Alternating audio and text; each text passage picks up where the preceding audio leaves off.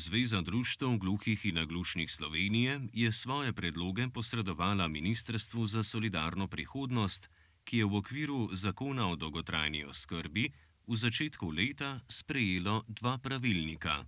Pravilnik o minimalnih prostorskih in tehničnih pogojih za opravljanje dolgotrajne oskrbe določa minimalne tehnične pogoje, namembnost prostorov, velikost prostorov, v katerih se opravlja dolgotrajna oskrba. Pravilnik o storitvah, kadrovskih pogojih, usposabljanjih in superviziji pa natančneje opredeljuje storitve, vse kadrovske pogoje, določa načine in obseg usposabljanja in izvajanja supervizije pri izvajalcih dolgotrajne oskrbe. Predlogi za vključitev tehničnih pripomočkov so namenjeni domovom za starejše, posebnim socialno-varstvenim zavodom in prostorom, kjer se bo izvajala dolgotrajna oskrba za gluhe in naglušne stanovalce. ZDGNS je predlagala, naj bodo prostori ustrezno opremljeni s tehničnimi prilagoditvami z liste tehničnih pripomočkov, ki jih opredeljuje Pravilnik o tehničnih pripomočkih in prilagoditvi vozila. Predlagana sta 2 kompleta tehničnih pripomočkov. Prvi komplet za naglušne vsebuje slušno zanko tam, kjer se izvajajo srečanja in prireditve, slušno zanko za TV, brezžične slušalke ali prenosno slušno zanko, svetlobni hišni zvonec z alarmom in svetlobno ali zvočno ali vibracijsko budilko. Komplet za gluhe pa zajema svetlobni hišni zvonec z alarmom, svetlobno ali zvočno budilko oziroma vibracijsko budilko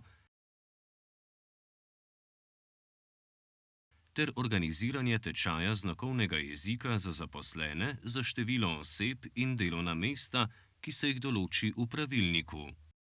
Ministrstvo je potrdilo, da bodo predlogi zagotovo upoštevani.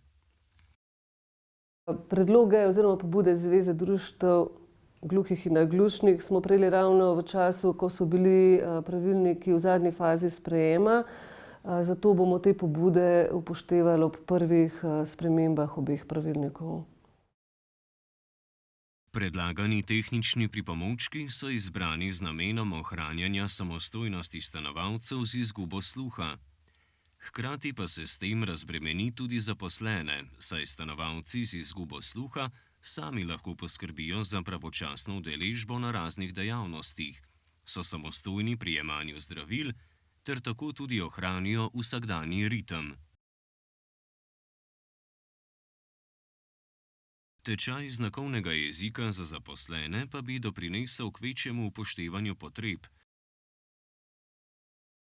k boljši socialni vključenosti ter k krepitvi občutka dostojanstva in spoštovanja pravic gluhih.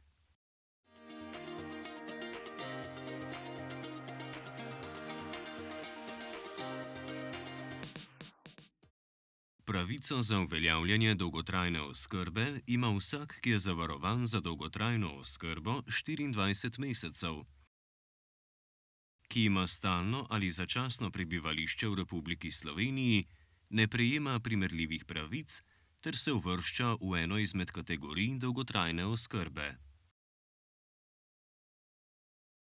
Pravice za uveljavljanje dolgotrajne oskrbe se bodo izvajale postopoma. Prvo izvajanje pravic se je pričelo s 1. januarjem letos. 1.1. je začela veljati pravica oskrbovalca družinskega člana. Pravzaprav gre za pravnega naslednika družinskega pomočnika še po zakonu o socialnem varstvu. Torej so v sistem vstopili prvi tisti, ki so že bili družinski pomočniki in so bili avtomatsko prevedeni v nov sistem.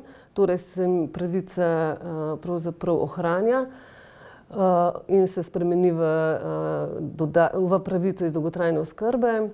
Poleg tega pa je bilo možno oddati vlogo za oskrbovalca družinskega člana na Center za socialno delo. To pa pomeni, da v tem prehodnem obdobju, dokler vstopne točke še niso v celoti vzpostavljene, podobno kot je bilo v primeru družinskega pomočnika, upravičenost ocenjuje komisija pri ZPIZ-u, tako za upravičenca kot za oskrbovalca družinskega člana. Oskrbovalec družinskega člana lahko postane, če zapusti trg dela, torej zaenkrat zakon o dolgotrajni oskrbi, podobno kot tudi zakon o socialnem varstvu, ne predvideva, da bi upokojenec lahko postal oskrbovalec družinskega člana. Oskrbovalec družinskega člana prejme delno plačilo za izgubljeni dohodek v višini 1,2-kratnika minimalne plače. Poleg tega je vključen tudi vsa socialna zavarovanja in pa upravičen do 21 dni dopusta ter do usposabljanja. Glavni del pravic se bo začel izvajati naslednje leto. V tem delu je ključno to, da zakon prinaša uporabniku storitve oskrbe na domu, česar doslej še ni bilo. Naslednja pravica, ki bo stopila v veljavo, je dolgotrajna oskrba na domu plus e-oskrba, dodatna, in storitve za krepitev in ohranjanje samostojnosti. To bo 1. julij 2025 in nazadnje decembra leta 2025 še dolgotrajna oskrba v instituciji in pa denarni prejemek. Mogoče pri dolgotrajni oskrbi v instituciji bi izpostavila, da bodo vsi stanovalci, ki bodo takrat že nastanjeni v domovih za starejše, avtomatsko prevedeni v kategorije dolgotrajne oskrbe, torej ne bodo šli čez postopek ocenjevanja upravičenosti, ampak bo ta ocena avtomatska. Podobno kot smo to uveljavili pri družinskem pomočniku v prehodu v oskrbovalca družinskega člana. Zakon o dolgotrajni oskrbi v središče postavlja nekoga, ki sicer potrebuje oskrbo, vendar ohranja samostojnost in dejavnost v domačem ali v institucionalnem okolju.